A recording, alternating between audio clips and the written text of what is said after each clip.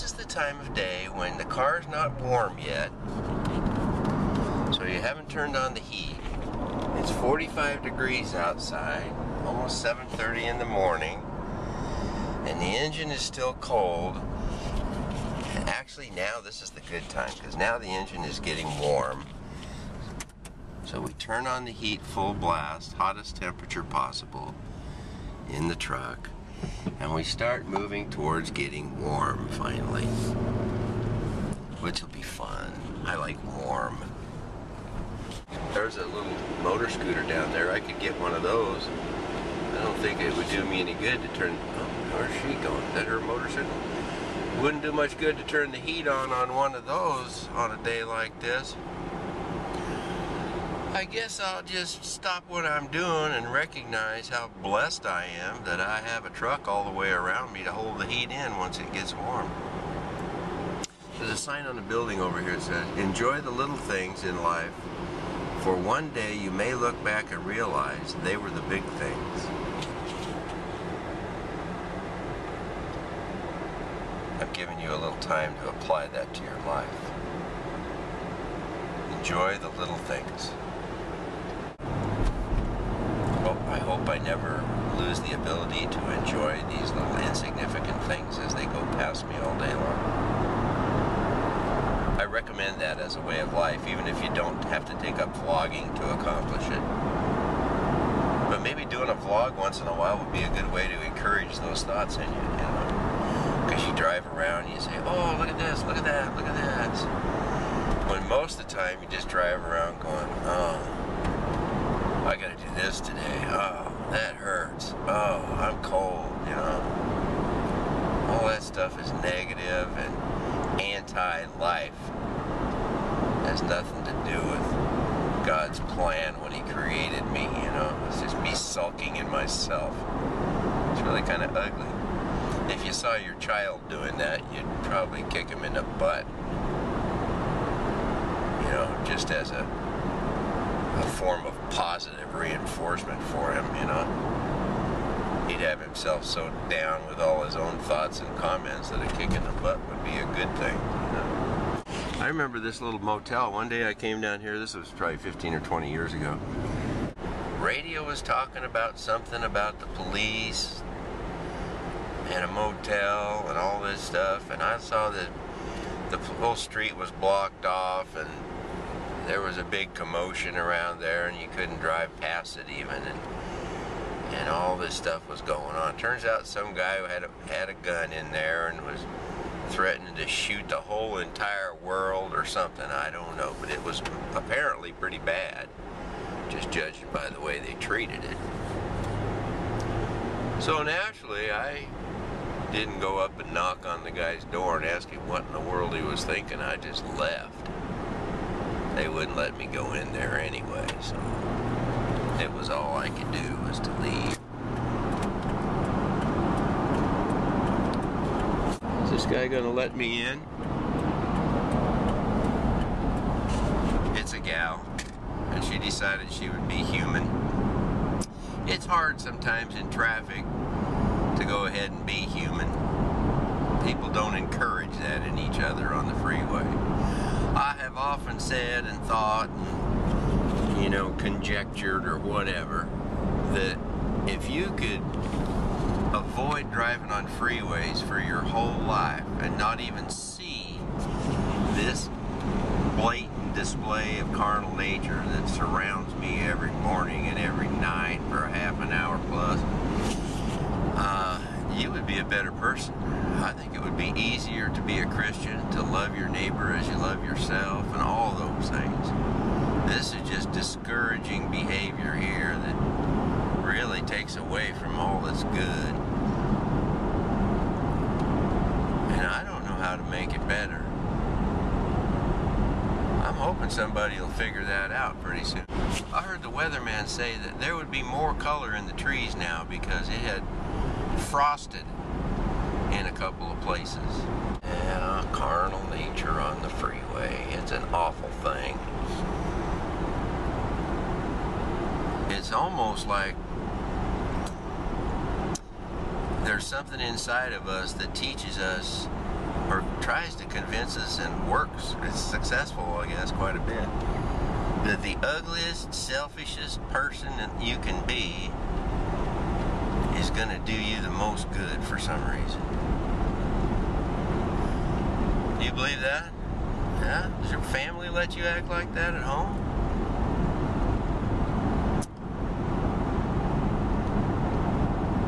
Write me a comment. I'll pray for you. You need a bigger daddy or something. Carnal Nature. There goes a honey bucket truck. You know that's a lie. They work on outhouses. I apologize in advance for belaboring the traffic issue, but in the Carnal Nature thing, but I just want to make sure to document this too. Just as a casual observation, as someone deeply immersed in the whole thing, I have noticed that there is a change in the way people respect each other's right-of-ways these days than what it was before, 20 years ago or whenever, when we were all enjoying driving on the roads. People used to actually go for Sunday drives for entertainment. They didn't take any anti-anxiety medication first or nothing. They just jump in the car, open the windows, and go. Took the kids and everything. That was before seat belts. It was a wild time. We enjoyed driving around. You'd look at stuff, you'd go, hey, look at that, you know. It's kind of like vlogging. Hey, look at that. But anyways, what would happen back then is you'd pull up to an intersection or something, you know, and you'd see that there was cars going by, and you knew you were going to have to wait till they were done going by before you pulled out. There just wasn't any question about that. That was what the book said. That was the law. That was the right-of-way that society had established, and that's what everybody was going to do. We ended up with a society that everybody knew that if you were going fast, the guy at the stoplight or stop sign, whatever, was going to wait for you before he pulled out.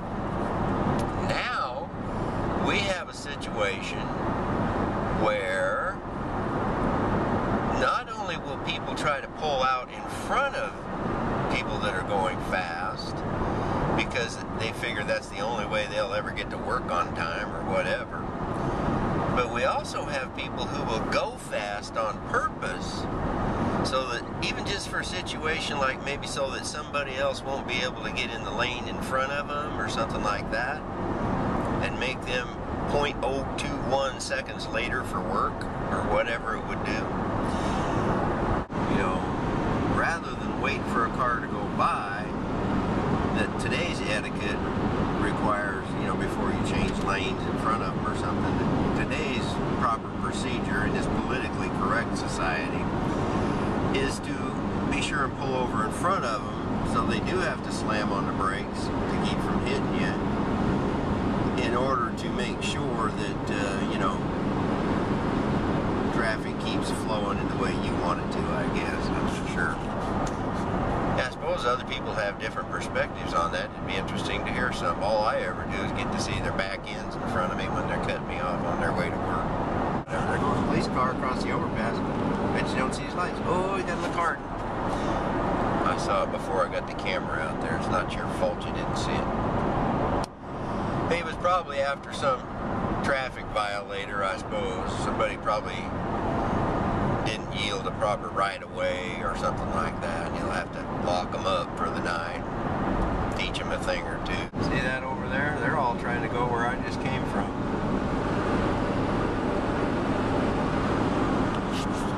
It's a little frustrating to be me, but it ain't nothing like it would be to be them. I'm sorry that the Lord had to frustrate all those people just to remind me that I have a wonderful life. But thank you for the blessings that I have today, God. I appreciate it. Thank you. I'd ask you to bless these people somehow too, Lord. You're a big God. You can do that. Save souls. Bless people. We need you, Lord. Documentary on traffic. Pure entertainment. I wouldn't know what category to put that under.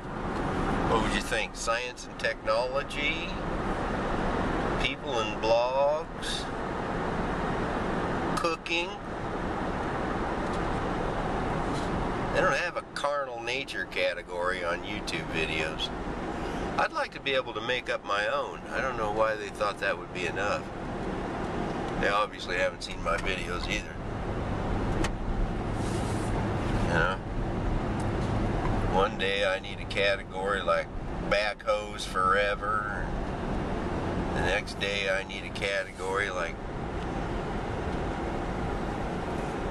people who decorate too much for Halloween. Look at this. This gal got done, she took the graveyard up out of her yard there. Halloween must be over. Well, it's just as well. I was getting tired of eating candy all day anyway, weren't you? Now, I have noticed that Tom has not asked me for a ride to work since that one day when his car was out of commission or something or other. I think it was in the shop.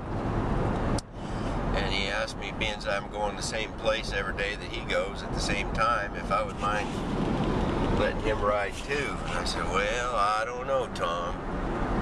Let me think about that one. Okay. So we rode together in my truck, and he found out that I was vlogging because I vlogged him too. I couldn't help myself. It was pretty funny.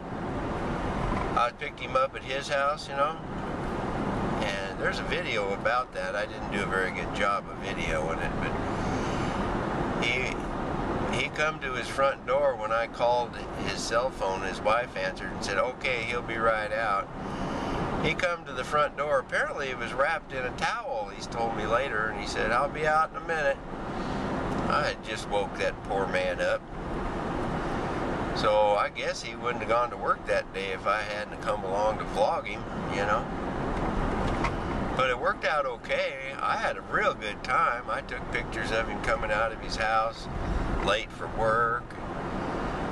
I told him this was a pure 100% genuine YouTube moment if I'd ever seen one. And he laughed a little bit, but there was part of him that wasn't laughing too, I could just tell. But we made it. We got there on time, I think. You're close enough. Talked a little on the way in, laughed a little bit, and had a good time. I wouldn't mind riding to work again with him sometime. But I don't like it well enough that I would pray for his car to break down so that we could. I'll just wait till it happens, and I'll be ready, and we'll do it again. I'll try to do a better job of vlogging this time, now that I know how entertaining he is. I might even show up a little early at his house, you know, just for fun. Yeah, I can see a future in vlogging with Tom if he was around more often. That was pretty fun. Look at that. Looks like that guy got a job at that place that was hiring. Oh, it also looks like I've been zoomed in all morning on my fat face with this minnow. I had no idea that it would zoom in on me when I turned it on. I thought for sure that there would be a neutral place in the middle or something. I'm sorry about that. I haven't even checked my nose for boogers yet today. My mom did a better job of raising me than that. I'm the one who goofed it up. Don't blame any of this on Mom. She did a good job. She taught me to wipe my nose. And she certainly never did suggest that I stick a camera at my face and then put the video on the internet. She never would have approved of that. What does JHSP mean? I think you have to be an adolescent vandal to know. So I'm just going to go ahead and not care. There's some advantage to being an old buzzard. You don't have to get involved in stuff that don't make any sense. Once your hormones level off, you know. Yeah, my hormones have leveled off. But that'll be a whole other video sometime. I gotta go to work now.